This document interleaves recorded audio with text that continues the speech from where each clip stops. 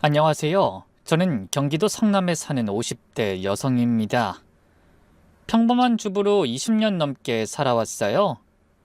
특별한 것 하나 없는 삶이지만 그럭저럭 잘 살아왔다고 생각했는데 시어머니가 차로 뛰어든 그날 저는 제 평생 전혀 몰랐던 충격적인 진실과 마주하게 됐답니다. 이 일을 계기로 제 인생이 완전히 다르게 보이기 시작했는데요.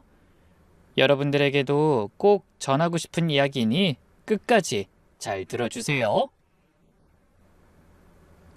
저희 시어머니는 정말 특별한 분이세요. 70대 시어머니하고는 보통 고부 갈등이 있기 마련이잖아요. 서로가 자라온 시대가 다르니까요. 그런데 전 그런 게 전혀 없었어요. 오히려 친정엄마보다 더 가까웠달까요? 시어머니는 처음부터 저를 딸이라고 해줬고 제 친구들도 저런 시어머니는 살면서 본 적이 없다고 천운이라고 할 만큼 부러워했죠.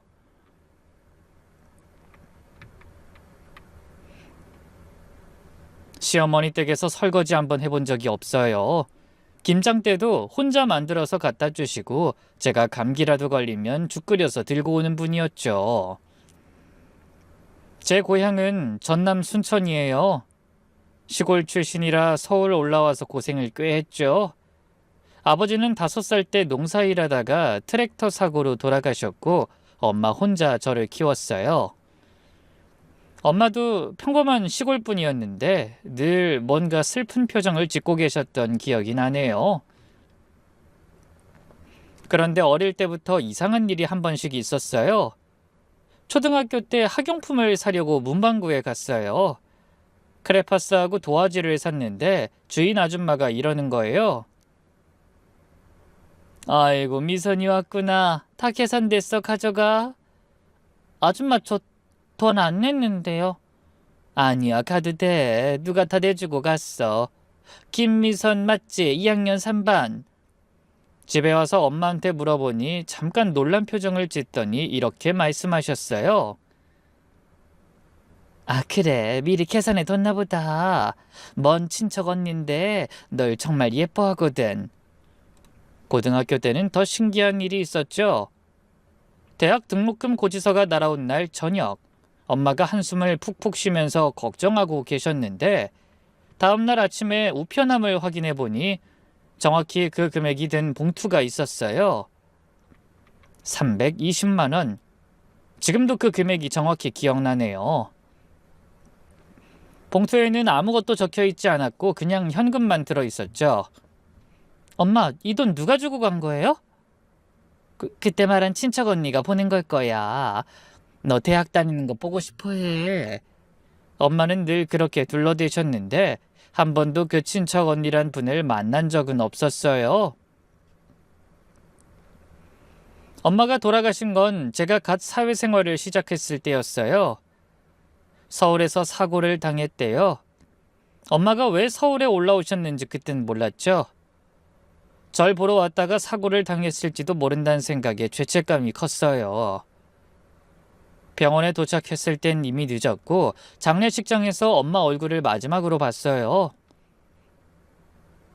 순천에서 장례 치르고 서울로 올라와서 참 많이 울었어요. 혼자 살아가야 한다는 게 막막했거든요. 그래도 간호사 일이 있어서 다행이었죠. 대학병원에서 3교대로 일하면서 하루하루 버텼답니다. 일에 파묻혀 지내면 그나마 엄마 생각이 덜 났거든요. 그런데 이 운명이란 게 참 신기해요. 엄마 돌아가시고 석 달쯤 됐을 때였네요. VIP 병동에 할머니 한 분이 입원하셨어요. 차트를 보니 심각하진 않았고 위험이라고 적혀 있었죠. 제가 병실에 들어가자마자 그 할머니가 깜짝 놀라는 거예요. 엄마, 엄마! 그러면서 저를 빤히 쳐다보더니 눈물까지 글썽이는 거예요. 순이 많이 닮았네. 정말 똑같네. 절 보더니 아는 사람을 닮았다는 것 같더라고요. 어르신 괜찮으세요? 제가 누굴 많이 닮았어요? 아니야. 내가 아는 사람하고 너무 닮아서. 이름이 어떻게 돼요? 저는 김미선입니다. 혹시 고향이 순천 아니에요? 아니, 우리 친척하고 말투가 비슷한데 왜 꼭 순천 같아서? 고향을 바로 맞춘 사람은 처음이라서 제가 신기하다는 듯 고개를 끄덕였죠. 할머니는 제 이름표를 보고는 손을 꽉 잡았죠. 눈물을 뚝뚝 흘리는데 저도 당황했어요. 할머니 괜찮으세요? 의사 선생님 부를까요? 아니야, 괜찮아. 그냥 너무 반가워서 그래. 그날부터 할머니는 저만 찾으셨어요. 다른 간호사가 오면 미선 간호사 불러달라고 하고 제가 가면 활짝 웃으셨죠. 그 인연으로 이 할머니가 바로 지금의 시어머니가 됐죠. 나중에 들은 이야기지만 그때 시어머니는 저를 찾으려고 일부러 여기저기 찾아다니며 입원한 거였대요. 3년을 찾아다녔다고 하시더라고요. 태어날 때까지 시어머니는 다른 간호사들보다 저를 특별히 대해주셨죠. 제가 주사를 놔드리면 안 아프다고 하고 손도 예쁘다고 하면서 절 보는 눈에 꿀이 떨어졌어요. 그리고 퇴원 전날에는 이런 말씀을 하셨어요. 우리 아들 한번 만나볼래? 네? 아드님이요? 응, 내 아들이라서가 아니라 애는 참 순하고 착한데 연애를 못하더라고. 처음엔 거절했죠. 환자분이 소개해준다는 게 부담스러웠거든요. 어르신, 예쁘게 봐주신 건 감사하지만 제가 지금은 연애할 생각이 없어요. 죄송해요. 한 번만 만나봐. 응? 밥 한 끼 같이 먹는 게 어려운 것 아니잖아. 내 부탁이야. 어른이 그렇게 간절하게 부탁하시는데 단번에 거절할 수가 없었어요. 시어머니는 보면 볼수록 정말 신기한 분이었어요. 처음 만났는데도 꼭 옛날부터 알던 사람처럼요. 퇴원한 다음 날 병원 카페테리아에서 남편을 만나기로 했는데 시어머니가 먼저 오셔서 기다리고 계셨어요. 올 때마다 제가 먹을 걸 싸오셨는데 김밥이었죠. 미선아 왔어. 여기 앉아봐. 너 이따 먹을 김밥도 싸왔어. 너 당근 안 먹지? 네? 맞아요. 근데 그걸 어떻게 아세요? 아이, 그냥 그럴 것 같아서. 아이, 딸 있는 엄마들은 다 알아. 딱 보면 보여. 아니, 정말 그게 보여요? 그때만 해도 시어머니가 촉이 좋은 사람이라고만 생각하고 신기하게 생각했어요. 그때 남편이 들어왔어요. 첫인상은 평범했어요. 키는 좀 크고 마른 편이었죠. 웃는 모습이 시어머니가 말한 그대로 순해 보였어요. 남편이 절 보더니 어색하게 인사했죠. 어머니 담당 간호사셨죠? 어머니가 칭찬을 많이 하셨어요. 감사합니다. 아니에요, 안녕하세요. 처음 뵙겠습니다. 시어머니가 우리 사이에서 부지런히 말을 이어가셨어요. 우리 아들이 좀 답답해도 마음은 따뜻해. 미선아, 이 애가 중학교 때부터 공부만 했어. 연애 한번 제대로 안 해봤다니까? 우리 집에 여자 한번 데려온 적이 없을 정도야. 아유, 어머니 그런 얘기까지 왜 하세요? 창피하게. 아니, 뭐가 창피해. 사실이잖아. 미선이도 연애 많이 안 해봤대. 그치? 네? 네. 요즘은 일이 바빠서. 그렇게 어색한 첫 만남이 시작됐는데 시어머니가 계속 우리 사이를 이어주셨어요. 미선이가 등산 좋아한다는데 너도 주말에 산 가잖아. 둘이 같이 가봐. 시어머니는 정말 적극적이셨어요. 매일 병원에 오셔서 점심 같이 먹자고 할 정도로요. 그렇게 일주일에 3번 시어머니, 남편이랑 같이 점심을 먹게 됐어요. 시어머니는 매번 밑반찬을 싸왔는데 그것도 신기했어요. 제가 좋아하는 반찬만 가득 싸오는 거예요. 이거는 매콤하게 볶은 멸치볶음이고 계란말이랑 나물인데 입에 맞을지 모르겠다. 우와, 제가 멸치볶음 진짜 좋아하는데 이렇게 매콤한 거요. 왠지 네가 좋아할 것 같아서 해봤는데 딱 맞췄구나. 한 달쯤 지나서 남편하고 둘이 만나는 게 자연스러워졌죠. 처음엔 시어머니가 중간에서 말을 이어주는 것만 했는데 연애까지 물 흐르듯 이어졌어요. 그리고 만난 지 6개월이 됐을 때 남편이 프로포즈했죠. 병원 근처 산책하다가. 로맨틱하진 않았지만 긴장해서 손을 떠는 모습을 보면서 우직하고 순수한 모습이 마음에 들었어요. 미선 씨, 저랑 결혼해 주세요. 저도 미선 씨 만날수록 더 좋아지는 것 같아요. 시작은 엄마가 만들어줬지만 죽는 날까지 미선 씨 제가 책임질게요. 사실 시댁 어른들 반응이 걱정됐어요. 순천 출신의 간호사, 부모님도 없는 제 상황을 알면 반대하실 수도 있다고 생각했거든요. 남편은 저에 비해 조건도 좋았으니까요. 떨리는 마음으로 인사드리러 간 날 친척 어른이 절 보고는 이렇게 말씀하셨어요. 순천? 시골 출신이네? 우리 집안하고는 좀 안 맞을 것 같은데. 그때 시어머니가 벌떡 일어났어요. 뭐가 안 맞아요? 난 미선이 아니면 결혼 안 시킬 거예요. 평가하는 자리 아니고 인사하러 온 거니까 불편한 거 묻지 마세요. 미선이만큼 좋은 애 없어요. 착하고 똑똑하고 우리 아들한테 과분할 정도로 좋은 애예요. 난 미선이 아니면 안 돼요. 시어머니가 그렇게 강하게 나오니까 친척들도 뭐라 할 말이 없는 분위기였죠. 그래 우리가 뭐 관여할 일은 아니지만 근데 처음 본 애한테 왜 그렇게. 처음이 아니에요. 아니 그냥 좋은 애라는 걸 한눈에 알겠어서 그래요. 신우이도 의아한 표정을 지었지만 분위기 때문인지 더 묻진 않았어요. 나중에 시누이들끼리 모여 절 보면서 수근거리더라고요. 언니, 엄마가 왜 저렇게 새언니한테 빠져있는지 알아? 글쎄, 나도 신기해. 엄마 저러는 거 처음 봐. 그렇게 좋은 조건도 아닌데. 결혼식은 가을에 올렸어요. 시어머니와 함께 고른 날짜였죠. 친정엄마가 없어서 결혼 준비가 막막했는데 하나부터 열까지 시어머니가 다 해주셨어요. 웨딩드레스 고르는 것부터 예단 준비까지 시어머니 손길이 안 닿은 게 없었죠. 미선아, 이 드레스 어떠니? 네 피부가 하얘서 너한테 잘 어울릴 것 같은데? 어머님, 근데 너무 비싸요. 잠깐 입고 말 건데. 비싸긴 뭐가 비싸. 우리 딸 결혼하는데 이 정도는 해야지. 결혼식 날은 잊을 수가 없어요.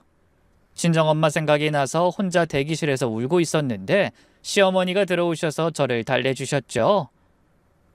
왜 울어? 예쁜 얼굴 다 망가지게. 좋은 날이잖아.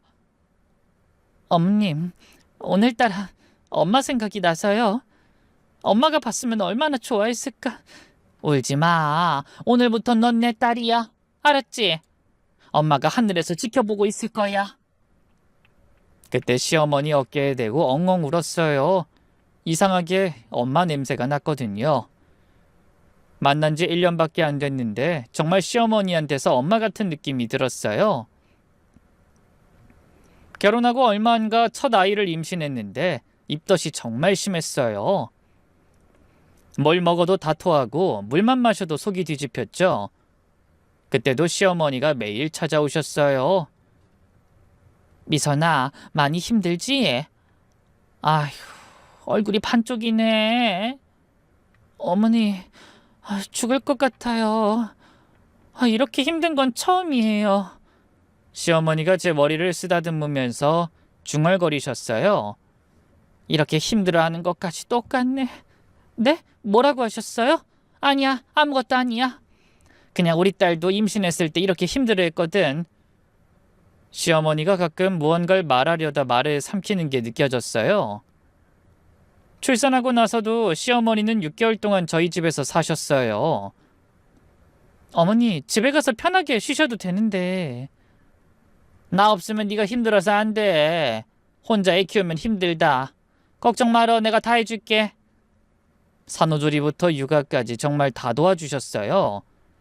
새벽에 아기가 울면 먼저 일어나셔서 안아주고 기저귀 갈고 분유 타고 제가 잠을 못 자서 예민해지면 더 잘하고 해주셨죠. 어머님, 저한테 왜 이렇게 잘해주세요? 내 딸인데 당연하지. 그리고 약속한 게 있어. 약속이요? 무슨 약속? 그냥 오래전에 한 약속. 며느리 들어오면 행복하게 해주겠다는 약속. 시어머니가 저한테 하는 모습을 보면서 시누이들이 투덜거렸어요. 우리 애들 낳을 땐 가끔 와서 보더니 언니는 6개월에 가서 살고 엄마 너무해. 엄마 무슨 친딸보다 새언니를 더 좋아한다니까. 시어머니는 그런 말 들어도 개의치 않으셨어요. 그렇게 10년이 넘게 시어머니는 늘 제 곁에 있었고 저를 딸처럼 아껴주셨죠. 명절 때도 혹시나 제가 힘들까봐 새벽부터 일어나 음식 다 해놓으시고 제 생일이면 미역국까지 끓여서 상을 차려줄 정도였죠. 매년 시어머니에게 생일상 받는 며느린 세상에 저밖에 없었을 거예요. 그런데 어느 순간부터 시어머니가 이상해졌어요. 평소 같으면 매일 안부 전화도 하고 주말마다 같이 백화점도 가고 아이 데리고 오라고 하셨는데 연락이 뜸해지신 거예요. 가끔 통화를 해도 뭔가 불안해 보이셨어요. 어머니 무슨 일 있으세요? 요새 무슨 일 있는 것 같은데. 아니 아무 일 없어. 그냥 미선아 요즘도 엄마 생각 많이 나? 네 그렇죠. 이제야 철드는 건지 엄마가 얼마나 힘들었을까 싶고 그래요. 그래 엄마가 보고 싶구나. 보고 싶지. 이상하게 자꾸 친정엄마 이야기라는 거예요. 그리고 말끝마다 한숨을 쉬고 멍하니 하늘을 보는 시간이 많아졌어요. 그러던 어느 날 시댁에 갔다가 우연히 시어머니 방을 지나가는데 서랍이 열려있는 게 보였어요. 거기 오래된 사진들이 있었는데 궁금한 마음에 들여다봤죠. 흑백 사진이었는데 어린아이들이 줄 서 있는 사진이었어요. 뒤에 흐릿하게 건물이 있었고 아이들 가슴에 번호표가 붙어 있었어요. 그리고 한 장의 사진에는 두 여자아이가 손을 잡고 있었는데 웃고 있는 모습이 정말 다정해 보였어요. 여보 뭐해? 남편 목소리에 깜짝 놀라서 사진을 제자리에 놨어요. 아니야 그냥 어머니 방 지나가다가. 그때 문득 제가 모르는 시어머니의 과거가 있다는 생각이 들기 시작했죠. 며칠 뒤 시어머니랑 시장에 장을 보러 갔을 때였죠. 그런데 검은 승용차 한 대가 계속 우리를 따라다니는 느낌이 드는 거예요. 처음엔 우연인가 했는데 우리가 가는 곳마다 따라왔어요. 저는 불안한 마음에 시어머니에게 말했죠.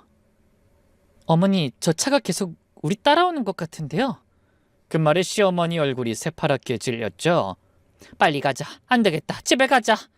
어머니 경찰에 신고해요. 안 돼. 절대 안 돼. 그럼 더 큰일 나. 미선아, 제발 모른 척해. 집에 도착해서 시어머니가 제 손을 잡고 이 말을 했어요. 미선아, 만약에 나한테 무슨 일 생기면 네가 꼭 알아야 할 게 있어. 어머니 무슨 말씀이세요? 누가 어머니를 위협하는 거예요? 그게 오래전 일인데. 그때 시어머니 전화가 울렸어요. 모르는 번호였어요. 시어머니가 받자마자 놀라서 몸이 용수철처럼 튀어오르더라고요. 목소리도 점점 떨리시는 게 보였죠. 어머니 누구예요? 아무도 아니야. 미선아, 난 먼저 갈게. 어머니 제가 모셔다 드릴게요. 아니야, 혼자 갈게. 나오지 마라. 넌 오면 안 돼. 시어머니가 급하게 나가는데 손이 떨리는 게 보였어요. 가방을 두고 갈 정도로 허둥대셨죠. 저는 그 가방을 들고 뒤따라 나갔는데 시어머니가 택시를 급히 잡아타고 가면서 빨리 가달라고 하는 목소리만 들렸어요. 괜히 불안한 마음이 들었어요. 그게 폭풍전야의 고요함이었다는 걸 그땐 몰랐죠. 그리고 사건이 터진 날이었어요. 그날도 늘 그렇듯 백화점에서 시어머니랑 만나기로 약속한 날이었죠. 제가 지하 주차장에 차를 대고 엘리베이터 쪽으로 걸어가고 있었어요. 그때 갑자기 지상에서 내려오는 경사로에서 급한 발걸음 소리가 들렸어요. 거친 숨소리와 함께 시어머니가 나타났는데 얼굴은 새빨갛고 이마에 땀이 줄줄 흐르고 있었죠. 오른손으로 벽을 짚으며 간신히 뛰어오는데 왼팔을 늘어뜨리고 계셨죠. 제가 놀라서 달려가려는 순간 시어머니가 뒤를 돌아보더니 더 빨리 뛰기 시작했어요. 그때 봤어요. 경사로 위쪽에서 검은 양복 입은 남자 2명이 뛰어내려오고 있었죠. 할머니, 거기 서세요. 다치십니다. 키 큰 남자가 소리쳤지만 시어머니는 멈추지 않았어요. 혼비백산으로 뛰는 시어머니는 얼마나 마음이 급했는지 발을 헛디뎌 넘어지기까지 했죠. 콘크리트 바닥에 무릎을 쿵 하고 부딪히셨어요. 어머니 괜찮으세요? 어머니는 필사적으로 일어나더라고요. 무릎에서 피가 나는데도 쩔뚝거리며 제 차를 발견하곤 눈이 반짝 빛났어요. 드디어 살았다는 표정이었죠. 빨리 문 잠그고 출발해! 시어머니가 제 차로 돌진하듯 뛰어왔죠. 다시 일어서서 차 문을 미친 듯이 잡아당기다가 문이 열림과 동시에 몸을 던지다시피 해서 뒷좌석에 뛰어들어왔죠. 그때 뚱뚱한 남자가 제 차 앞을 가로막았어요. 잠깐만요. 우리가 이 할머니하고 이야기할 게 좀 있거든요. 비켜요. 우리 어머님 다치셨다고요. 제가 소리치며 시동을 걸었어요. 엔진 소리가 우렁차게 울리자 남자가 옆으로 비켜났고 저는 힘주어 엑셀을 밟았어요. 정말 혼이 다 빠진 느낌이었어요. 어머닌 걱정만 됐죠. 어머니 괜찮으세요? 어디 다치신 데는 없어요? 백미러로 보는 시어머니가 왼팔을 붙잡고 계셨는데 상태가 심각해 보였어요. 말할 힘도 없는 목소리에서부터 극심한 고통이 전해졌죠. 괜찮아. 병원, 응급실로. 어머님 말씀하지 마세요. 힘 아끼세요. 주차장 출구로 나가는데 검은 차가 따라붙었어요. 아까 그 남자들이었어요. 어머님 저 사람들 따라와요. 대체 누구예요? 시어머니가 희미하게 눈을 뜨더니 빨리 가라고 손짓하더라고요. 저는 난생 처음으로 신호를 다 무시하고 폭주하듯 달렸어요. 경적 소리가 사방에서 울렸지만 멈추지 않았죠. 조금만 참으세요. 병원 거의 다 왔어요. 시어머니가 정신이 혼미해졌는지 계속 중얼거렸어요. 미안해. 내가 그때 널 두고 도망쳐서. 미선이 내가 꼭 지킬게. 약속할게. 병원 응급실 입구에 차를 급정거시키고 뛰어내렸어요. 도와주세요. 우리 어머니가 쓰러지셨어요. 의료진이 달려나와 시어머니를 들것에 옮겼어요. 시어머니 무릎은 피투성이었고 이마에도 찰과상이 있었어요. 왼팔은 부자연스럽게 꺾여 있었고요. 혈압이 200이 넘어요. 빨리 처치실로. 저는 다리가 풀려서 대기실 의자에 주저앉았어요. 그제야 제 손이 떨리고 있다는 걸 알았죠. 밖에서 기다리려고 했지만 불안한 마음에 들어갔어요. 시어머니가 희미하게 눈을 뜨더니 제 손을 잡았어요. 미선아, 난 괜찮아. 네, 어머님, 괜찮을 거예요. 걱정하지 마세요. 간호사들이 시어머니 상의를 조심스럽게 벗기는데 갑자기 제 눈에 뭔가 들어왔어요. 왼쪽 갈비뼈 아래에 뭔가 검은 글씨 같은 게 보였거든요. 처음엔 멍인가 했는데 자세히 보니 문신이었어요. 오래되어 흐릿했지만 분명히 글자와 그림이었죠. 해바라기 1967-52 그리고 그 옆에 작은 나비 그림. 순간 온몸에 소름이 쫙 돋았어요. 손이 떨려서 시어머니 손을 놓을 뻔했죠. 왜냐하면 엄마 유품 정리할 때 발견한 손수건에도 똑같은 그림이 있었거든요. 그리고 해바라기란 이름과 숫자도 같은 방식으로 적혀 있었고 나비 그림까지 같은 모양이었어요. 단순한 우연이라 치부하기엔 너무 닮아 있었죠. 그런데 그때 CT 촬영을 준비하던 방사선사가 갑자기 의사를 불렀어요. 선생님, 이것 좀 보셔야 할 것 같은데요. 의사 선생님이 급히 달려와서 모니터를 보더니 얼굴이 하얗게 질렸어요.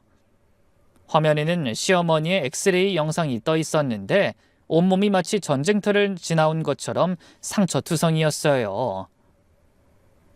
갈비뼈 5개가 여러 번 부러졌다가 제멋대로 붙어 있었고 왼쪽 어깨뼈는 탈구됐다가 제대로 치료받지 못해 기형적으로 굳어 있었어요. 이 상처들 최소 50년은 된 것 같은데. 의사가 화면을 확대하자 더 충격적인 게 보였어요. 등뼈 사이사이에 미세한 금이가 있었고 꼬리뼈는 아예 휘어져 있었죠. 이 정도 손상은 어린 시절 지속적으로 구타당하지 않고서는. 그때 간호사 한 명이 시어머니 등을 보고 숨을 헐떡였어요. 선생님, 등에도 이런 흉터가. 시어머니 등 전체에 수십 개의 길고 짧은 흉터가 마치 지도처럼 새겨져 있었어요. 채찍이나 몽둥이로 맞은 자국이 켈로이드가 되어 울퉁불퉁하게 솟아 있었죠. 어떤 흉터는 너무 깊어서 살이 파였고 어떤 건 겹쳐서 십자 모형을 이루고 있었어요. 이쪽은 다 담뱃불 자국 같은데. 정말이었어요. 동그란 화상 자국이 등 군데군데 있었죠. 응급실이 술렁이기 시작했어요. 의료진들이 하나둘 모여들었고 다들 충격에 빠진 표정이었죠. 그 순간 여러 기억이 떠올랐어요.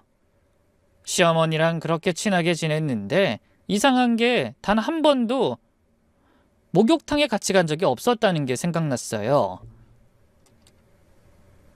어머니, 저희 찜질방이라도 가요. 목욕탕 가서 때밀고 그럼 개운하고 좋은데. 난 집에서 씻는 게 편해. 나이 드니까 어디 가서 옷 벗는 게 그렇게 싫더라고. 가족 온천 여행 때는 갑자기 감기 걸렸다며 안 가셨고 워터파크에서도 긴팔에 레깅스까지 완전 무장하셨어요. 그때는 나이 드셔서 부끄러우신가 보다 했는데 상처를 숨기려 그랬던 거죠. 자식들에게도 말할 수 없는 비밀을 품고 사셨더라고요. 의사 선생님이 떨리는 목소리로 말했어요. 보호자님, 그 할머니께서 어린 시절 상상할 수 없는 학대를 받았던 것 같아요. 이런 상처는 인권 유린 시설에서나, 그리고 최근에도 폭행당하신 흔적이 있어요. 갈비뼈에 새로 금이 갔고 이 팔에도 신선한 멍이 있습니다. 경찰에 신고하시죠. 그때 시어머니가 눈을 번쩍 뜨시면서 제 팔을 붙잡았어요. 손에 힘을 꽉 주면서 간절한 눈빛으로 저를 보셨죠. 그 눈빛에는 혼자서 품어온 비밀의 무게가 담겨 있었어요. 안 돼, 경찰 부르면 안 돼. 그럼 다 끝나. 미선아, 제발, 제발, 아직은 안 돼. 어머님, 알겠어요. 괜찮아요. 제가 있잖아요. 시어머니가 제 손을 더 꽉 잡았어요. 그리고 제가 그 문신을 보게 됐다는 걸 알았는지 갑자기 눈물을 흘리기 시작하셨어요. 미선아, 봤구나. 이제 다 말해야겠구나. 더는 숨길 수가 없겠구나. 시어머니가 제 귀에 대고 힘겨운 목소리로 속삭였죠. 미선아, 네 엄마 순이 말이야. 나와 함께 자란 내 유일한 가족이었어. 그 순간 전 알았어요. 지금부터 들을 이야기가 제 인생을 완전히 바꿔놓을 거라는 것을요. 그동안 시어머니가 절 그토록 아껴주신 이유, 처음 만났을 때부터 모든 걸 알고 있었던 것, 엄마와 얽힌 비밀까지 모든 걸 마주하게 될 시간이었죠. 병실로 옮긴 후였어요. 시어머니가 아주 천천히 입을 열었어요. 마치 꽁꽁 묶어둔 자물쇠를 푸는 것처럼 조심스러웠죠. 미선아, 네 엄마하고 나는 해바라기 고아원 출신이야. 51번과 52번. 우리는 한 침대를 쓰던 자매 같은 사이였어. 시어머니 눈에서 눈물이 흘렀어요. 주름진 볼을 타고 내려온 눈물이 턱끝에서 떨어졌죠. 저는 그 눈물을 닦아드리면서 제 눈물도 참으려고 애썼어요. 나는 겨우 7살, 순이는 6살이었지. 부모 없는 아이들이 모인 그곳에서 우리는 이름도 없이 번호로 불렸어. 51번, 52번. 원장이 부르면 죄수처럼 달려가야 했지. 시어머니가 이불을 꽉 움켜쥐셨어요. 손등에 핏줄이 도드라졌죠. 매일이 지옥이었어. 원장이란 놈은 악마였어. 매일 아이들 때렸고 술 취하면. 그래서 이 상처가. 제가 시어머니 손을 더 꽉 잡았어요. 네 엄마가 그때마다 날 지켰어. 나보다 1살 어린애가 나서는 거야. 그래서 순이가 더 많이 맞았어. 등에도 다리에도 멍이 없는 날이 없었지. 엄마가 그 어린애가 어떻게 그런 용기를... 그게 순이었어. 작은 몸으로 날 가리고 서서 때리려면 저를 때리세요라고 그랬지. 시어머니가 잠시 숨을 고르셨어요. 어느새 기억이 50년 전 그날로 돌아간 듯 눈빛이 먼 곳을 바라보고 있었죠. 순이 등에 난 상처가 지금도 눈에 서네. 대나무 막대기로 맞아서 살이 찢어졌는데 약도 없어서 그냥 신문지로 감싸놓고, 그런데도 순이는 울지 않았어. 내가 맞으면 더 아플 거야 그러면서 오히려 날 위로했지. 제가 울기 시작했어요. 엄마가 그런 고통을 겪었다니 한 번도 들은 적 없는 상처였죠. 12살 때였어. 그때 도망치기로 한 거야. 헤어지기 전에 이 문신을 새겼어. 고아원 뒤 창고에서 바늘로 서로 새겨주면서 얼마나 울었는지.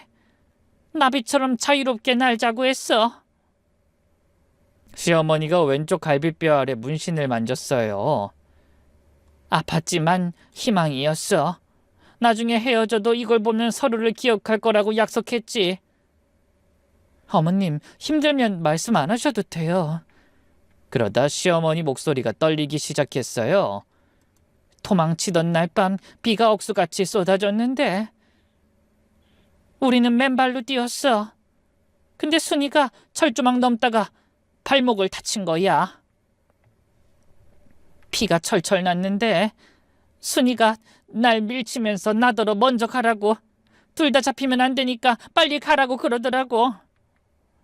난 겁쟁이였어. 순이를 두고 혼자 도망쳤거든. 순이가 끌려가는 소리가 들렸는데 너무 무서워서. 어머님 겨우 12살이었잖아요. 저라도 똑같이 했을 거예요. 아니야, 미선아. 순이는 안 그랬을 거야. 순이라면 끝까지 날 지켰을 거야. 그 후로 순이는 더 심한 학대를 받았대. 혼자서 더 힘들었을 거야. 시어머니가 잠시 말을 멈추고 깊은 숨을 쉬셨어요. 병실의 정적이 무거워졌죠. 30년이 지나서야 순이가 날 찾아왔어. 그 자리에 주저앉아서 미안하다고 울었지. 근데 순이가 날 꽉 안아주면서 뭐라고 했는지 알아? 뭐라고 했는데요? 언니 잘 살아줘서 고맙다 그러는 거야. 나라도 거길 빠져나가서 다행이야라고. 원망 한마디 없이 날 안아주는데 내가 아는 순이 그대로였어. 시어머니가 흐느끼기 시작했어요. 오랜 시간 참았던 울음이 터져 나오는 것 같았죠. 그날 순이는 너를 자랑했어. 미선이가 대학병원 간호사 될 거라고. 그리고 부탁했지.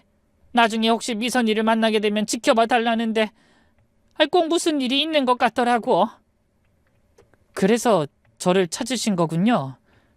인연을 찾았어. 순이 죽고 난 뒤로 서울 시내 대학병원마다 돌아다니면서 김미선이라는 간호사가 있는지 물어봤지. 네가 있는 병원을 알아냈을 때 심장이 터질 것 같더라고. 어머니, 그럼 그때 저에 대해 잘 알던 것도 다... 그래, 순이한테 들은 이야기도 많았거든. 그리고 그때 결심했어. 너를 내 며느리로 만들어서 평생 곁에서 지켜주겠다고. 그게 유일한 속죄라고 생각했거든. 제가 말을 잇지 못할 정도로 눈물이 났어요. 어머니, 전 아무것도 몰랐어요. 순이가 너한테 보낸 돈도 다 내가 보낸 거야. 문방구에 돈 걸어놓고 대학 등록금도 그게 내가 할 수 있는 전부였거든. 순이 대신 네 엄마가 되어주는 것. 그때 시어머니 핸드폰이 울렸어요. 또 그 모르는 번호였죠. 시어머니 얼굴이 순간 굳어졌어요. 받지 마세요, 어머니. 아니야, 받아야 돼. 이 사람이 계속 괴롭히면 너희한테도 해를 끼칠 거야. 시어머니가 떨리는 손으로 전화를 받았어요. 네, 박정호 씨. 박정호. 그 이름이 귀에 익었어요. 뉴스에서 몇 번 나와서 떠들썩했던 기억이 나죠? 아니에요. 전 아무것도 모릅니다. 그 옛날 일을 어떻게 기억하겠어요?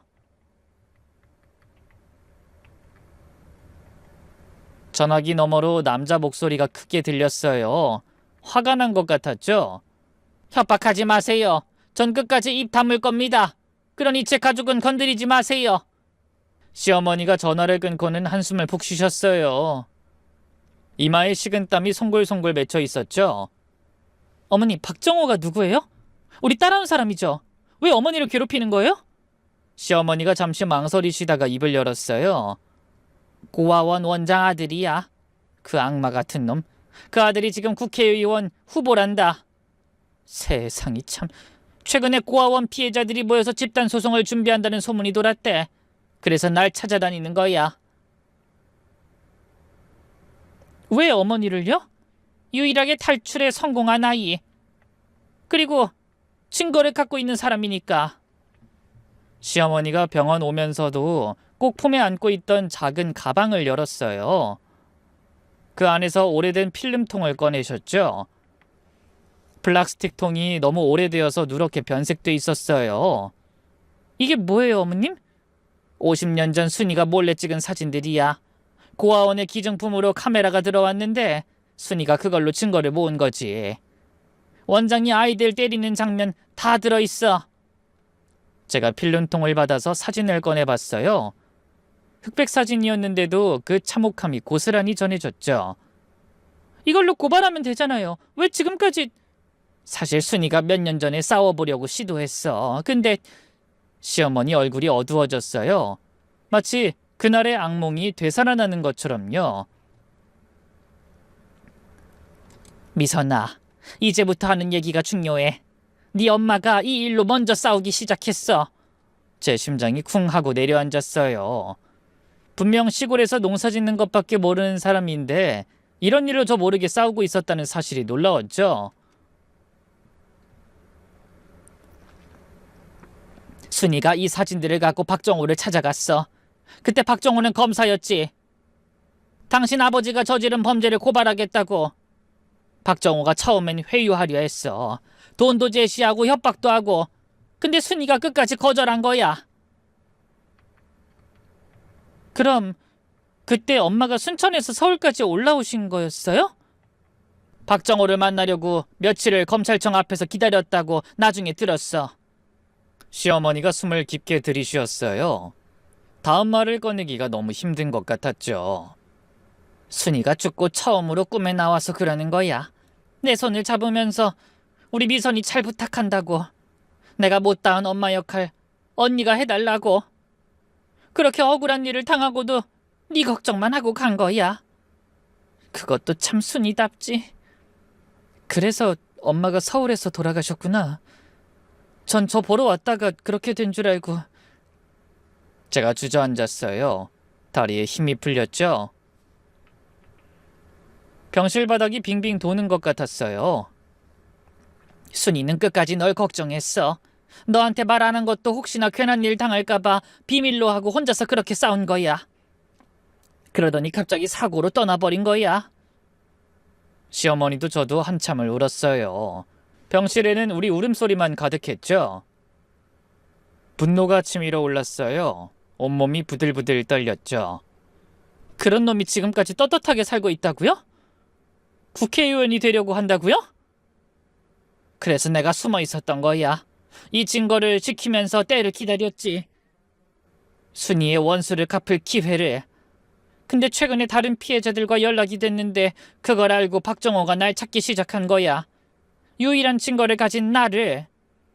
그럼 어머니를 때린 것도 그 사람이에요? 집 앞에서 기다리고 있었는데 말하기 싫다고 거부하니까 끌고 가서 밀치고. 시어머니가 소매를 걷어올리셨어요. 발 곳곳에 시퍼런 멍이 들어있었죠. 입 다물지 않으면 손주 들이고 우리 애들한테도 가만 안 두겠다면서 협박했어. 제가 이를 악물었어요. 어머님, 참으면 안 돼요. 엄마의 원수를 갚아야죠. 진실을 밝혀야 해요. 미선아, 위험해. 박정호는 힘이 있는 사람이야. 검사 출신의 정치인이고 엄마가 목숨 걸고 지키려 한 거잖아요. 그리고 혼자가 아니에요. 제가 있잖아요. 다음 날 아침 저는 남편한테 모든 걸 털어놨어요. 병실 밖 휴게실에서 커피를 마시며 두 분의 긴 과거 이야기를 시작했죠. 남편도 처음 듣는 얘기에 충격받은 표정이었죠. 그럼 어머니가 당신을 일부러 찾아서 우리를 결혼시킨 거야? 그런 것 같아. 엄마가 돌아가시기 전에 날 부탁했대. 남편이 천천히 고개를 끄덕였어요. 그래, 뭐 생각해보니 엄마가 이상하긴 했어. 당신 이야기만 나오면 무슨 빚이 있다고 하면서 약속을 지켜야 한다고 했는데 그 말이 이제야 이해가 돼. 우리는 잠시 말없이 앉아 있었어요. 그러더니 남편이 제 손을 꽉 잡았어요. 이제야 왜 너한테 그렇게 특별했는지 알겠어. 내가 도울게. 우리 같이 싸우자. 우리는 변호사를 찾아갔어요. 인권 전문으로 유명한 변호사였죠. 김 변호사가 증거 사진들을 하나하나 살펴봤어요. 표정이 점점 굳어졌죠. 이건 정말 충격적이네요. 50년 전 사진이지만 증거 가치는 충분합니다. 저희가 재판에서 이길 수 있을까요? 이기고 지고의 문제가 아닙니다. 이건 반드시 밝혀야 할 진실이에요. 그리고 무엇보다 여론이 들끓을 겁니다. 어떻게 보면 50년 넘게 숨겨진 엄청난 폭력이잖아요. 이어서 김 변호사가 작전을 짰어요. 먼저 다른 피해자들과 연대해야 합니다. 그리고 언론을 통해 여론을 조성해야 해요. 박정호가 정치인이니 여론에 가장 민감할 거예요. 며칠 후 놀라운 일이 벌어졌어요. 시어머니 병실로 사람들이 찾아오기 시작한 거예요.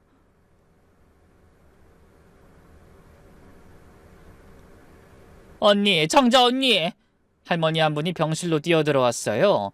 시어머니를 보자마자 와락 울음을 터뜨렸죠. 언니 나 기억해? 63번 해숙이 기억나?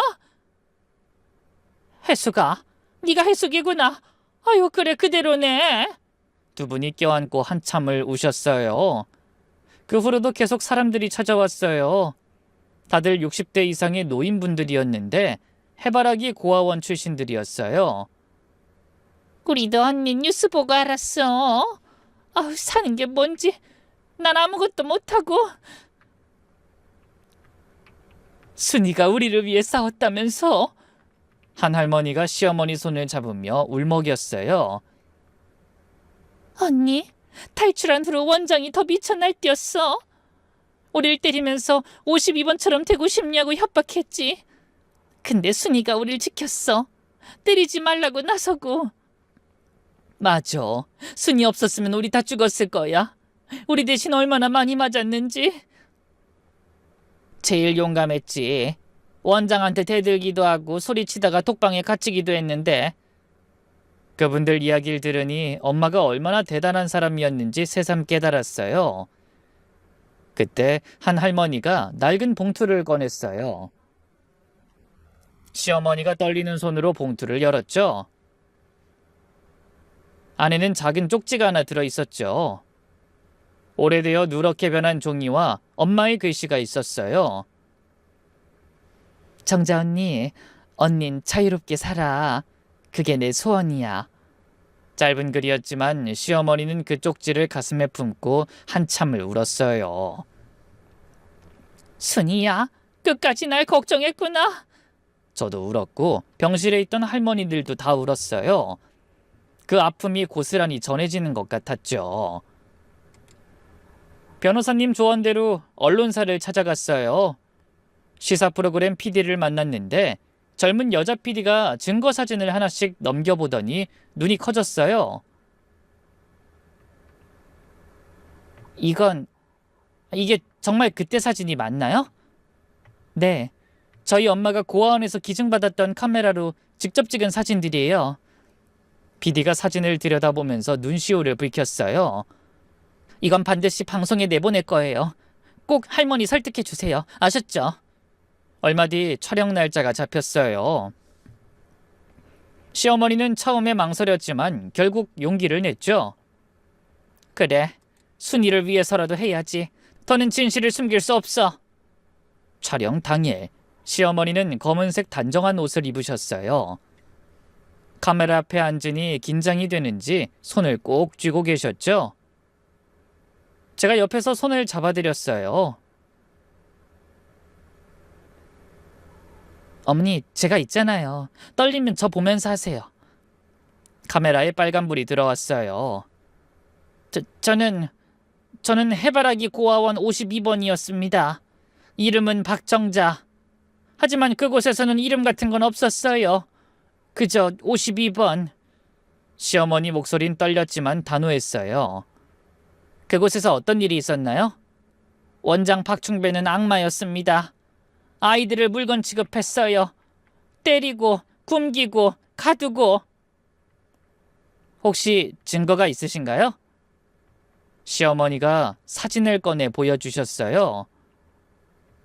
카메라가 사진을 하나하나 클로즈업했죠. 51번이었던 김순이가 찍었습니다.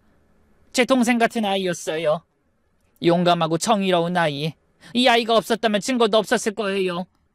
그런데 방송 전 박정호가 병원에 나타났어요. 정장을 빼입고 부하 검사 둘을 대동했죠. 박 여사님, 지금이라도 늦지 않았습니다. 시어머니 병실에 들어온 박정호는 겉으론 공손했지만 눈빛은 차가웠어요. 방송 취소하시면 제가 특별히 보상해 드리겠습니다.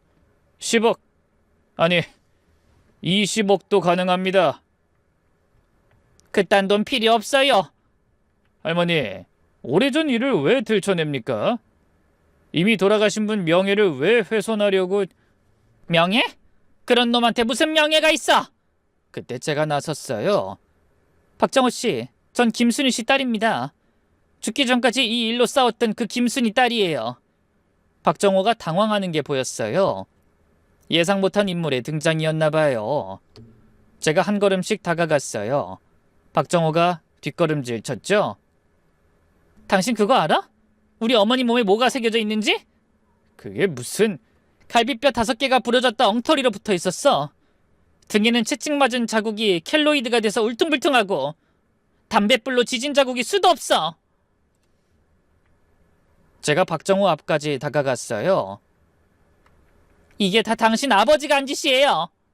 그 어린애들한테. 아이, 그건 옛날 일이고. 옛날 일? 뭐가 옛날 일인데? 우리 어머니도 지금도 그 상처를 안고 살아. 왜? 당신 아버지가 때린 상처가 아직도 아프니까. 그건 평생 가는 거라고. 제가 소리를 질렀어요. 병실 밖까지 들릴 정도로요. 놀란 박정호가 뒤로 물러서려 했지만 제가 팔을 잡았어요. 도망가지 말고 똑똑히 봐. 당신 아버지가 우리 엄마랑 시어머니한테 한 짓 하나도 잊지 않았으니까. 당신들 부자가 2세대에 걸쳐서 우리 가족을 망가뜨렸어. 당신 아버지는 몸을 망가뜨렸고 당신은 영혼을 망가뜨렸다고. 너희 둘 다 똑같은 악마야. 아, 이제 제발 좀 그만하라고? 이제 시작이야. 내가 엄마 목까지 싸울 거거든. 당신이 감옥에 가는 날까지, 당신 아버지가 한 짓이 만천하에 알려지는 날까지. 제가 박정호의 넥타이를 잡았어요. 부하 검사들이 말리려 했지만 제가 더 세게 잡았죠. 우리 어머니 몸에 새겨진 상처 하나하나가 다 증거야. 그 상처들이 당신 아버지가 얼마나 잔인한 악마였는지 보여주는 증거라고. 너도 그 악마의 아들이야. 미선아, 그만해. 시어머니가 저를 말렸지만 저는 멈출 수 없었어요. 당신 때문에 우리 어머니가 목욕탕도 못 가. 그 오랜 세월이 지났는데도 상처를 숨기면서 산다고. 당신들이 만든 상처 때문에. 우리 엄마가 못다한 싸움 내가 확실히 끝낼 거야. 두고 봐. 제가 박정호를 밀쳤어요. 그가 비틀거리며 뒤로 물러났죠. 나가요, 당장. 그리고 기다려봐요. 곧 전 국민이 당신 아버지의 진짜 얼굴을 보게 될 거니까. 그리고 당신 앞날이 처참해지는 것도 몇 분 안 남았으니까 잘 정리해. 박정호가 본색을 드러내며 이를 악물었어요. 후회할 겁니다. 당신들 건드리지 말아야 할 사람을 건드렸어. 후회? 내가 후회하는 건 단 하나밖에 없어. 엄마가 살아계실 때 이 싸움을 시작하지 못한 거. 하지만 늦게라도 난 싸울 거야.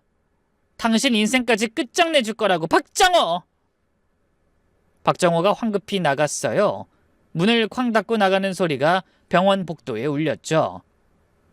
시어머니가 제 손을 잡으셨어요. 미선아, 순이 딸 맞구나. 순이도 저렇게 당당했어. 어머니, 저런 인간들 죗값도 안 치르고 잘 살게 둘 수 없어요.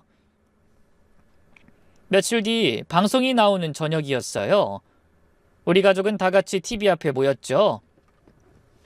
시어머니의 증언이 전파를 탔어요. 떨리는 목소리로 그날의 기억을 털어놓는 시어머니. 사진 하나하나가 화면에 나올 때마다 시청자 게시판이 폭발했죠. 방송이 끝나자마자 포털 사이트 실시간 검색어 1위에 해바라기 고아원이 올라갔어요. 2위는 박정호였죠. 그런데 더 놀라운 일이 벌어졌어요. 전국에서 비슷한 피해자들이 나타난 거예요. 고아원의 실태를 조사해달라는 국민 민원이 빗발쳤고 시어머니 병실에는 꽃다발로 가득 찼어요. 격려 편지도 수백 통이 왔죠. 얼마 안가 박정호가 구속됐어요. 아버지의 고아원 학대 증거를 은폐하려 한 혐의와 증인 협박 혐의였죠. 수사 과정에서 더 충격적인 사실이 드러났어요. 박정호 집에서 그의 아버지가 남긴 문서가 있었는데 결정적 증거가 됐죠. 박정호가 아버지 범죄를 알고 있었고 은폐하려 했다는 것이 명백해진 거예요. 다행히 재판은 잘 끝났어요. 박정호는 징역 10년을 선고받았죠. 판결이 끝나자마자 법정에 박수 소리가 터진 건 놀라운 일이라 하더군요. 시어머니가 제 손을 잡았어요. 순이야, 드디어 진실이 밝혀졌다. 하늘에서 다 보고 있지. 법정을 나오는 박정호를 마주쳤어요. 수갑찬 그의 모습이 초라했죠. 국회의원이라는 꿈은 물론 검사 출신이라는 명예도 앞으로 준비해놨던 모든 미래가 한순간에 무너진 처참한 얼굴이었어요. 만족하십니까? 박정호가 비웃듯 물었어요. 당신 때문에 내 인생 완전 끝났어. 수십 년 동안 쌓아온 모든 게 무너졌다고. 그건 당신이 자초한 일이에요. 아버지가 한 일 사과할 수 있는 기회도 있었어. 엄마나 딸이나 참. 당신 엄마도 지독했어. 끝까지 물고 늘어지고 양보라고는 없고. 제가 박정호 앞으로 다가갔어요. 그래요. 우리 엄마 지독해. 그 어릴 때부터 당신 아버지한테 맞으면서도 절대 굴복 안 했으니까. 51번이 아니라 김순이라고. 자기 이름을 끝까지 지켰어. 그래서 뭐가 달라졌습니까? 결국 죽었잖아요. 제가 웃었어요. 이 인간은 끝까지 모르는구나 싶어서요. 우리 엄만 죽어서도 이겼어요. 왜냐하면 날 남겼거든. 엄마의 지독함을 그대로 물려받은 딸을. 그리고 내 옆엔 우리 어머니도 계세요. 두 분이 이 오랜 시간을 기다린 이유가 바로 오늘이에요. 당신 이 꼴 나는 거. 결국 우리가 다 봤잖아. 당신도 엄마 닮아서 참 지독하군요. 고마워요. 칭찬으로 들을게요. 우리 엄마처럼 지독하다니 난 자랑스러워요. 제가 더 가까이 다가가 속삭였어요. 아, 그리고 당신 아들 있죠? 서울대 법대 다닌다던데. 이번 일로 아버지가 전과자가 돼서 법조인의 꿈은 물 건너 갔겠네요? 당신이 물려준 유산이 전과자 아버지라니 그거 참 안 됐어요. 박정호 얼굴이 일그러졌어요.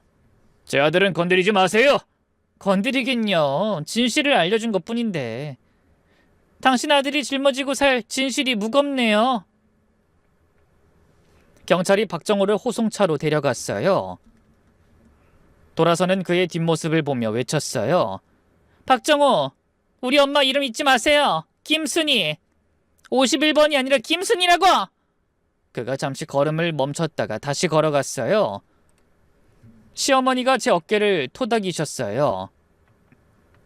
미선아, 이제 끝났다. 순이도 편히 쉴 수 있을 거야. 네, 어머니. 엄마가 못 본 이 장면 제가 대신 봤네요. 엄마도 이제 홀가분하겠죠?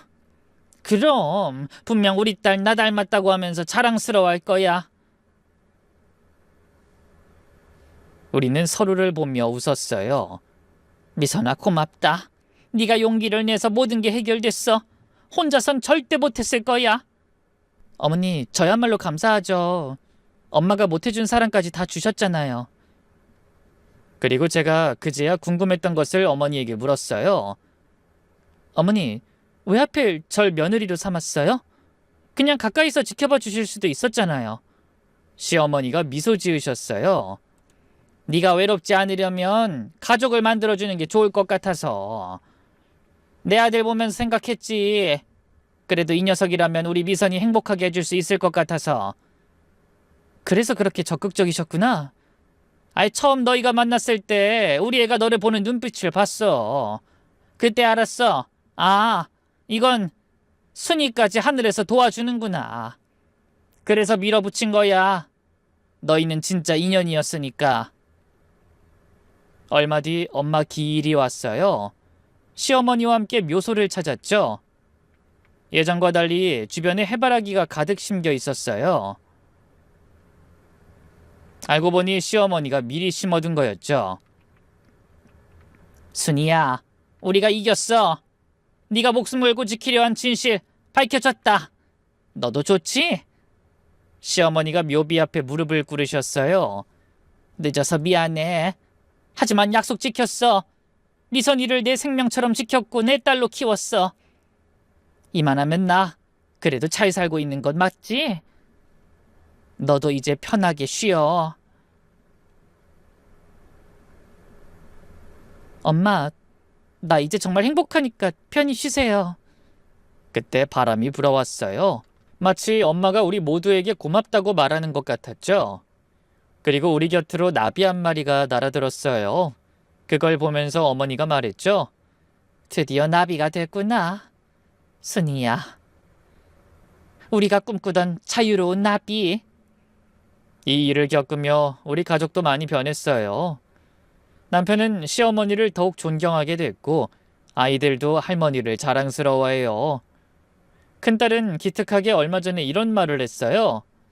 엄마, 나도 간호사 될 때. 그리고 힘든 사람들 도울 거야. 외할머니, 친할머니처럼. 시누이들도 이제 시어머니와 저를 이해해요. 오히려 미안해하죠. 언니, 우리가 몰랐어. 엄마가 왜 그렇게 언니를 아꼈는지 이제 알겠어. 진짜 두 분 다 대단한 분들인 것 같아. 진짜 피보다 진한 정이 있었네. 그날 밤 꿈을 꿨어요. 엄마와 시어머니가 어린 시절 모습으로 나타났죠. 미선아, 잘 지내지? 너 행복해? 엄마가 물었어요. 6살 모습이었지만 분명 목소리는 엄마였죠. 네, 엄마. 어머니가 많이 사랑해주고 딸처럼 아껴줘서 정말 행복해요. 알아, 다 보고 있어. 언니, 고마워. 약속 지켜줘서.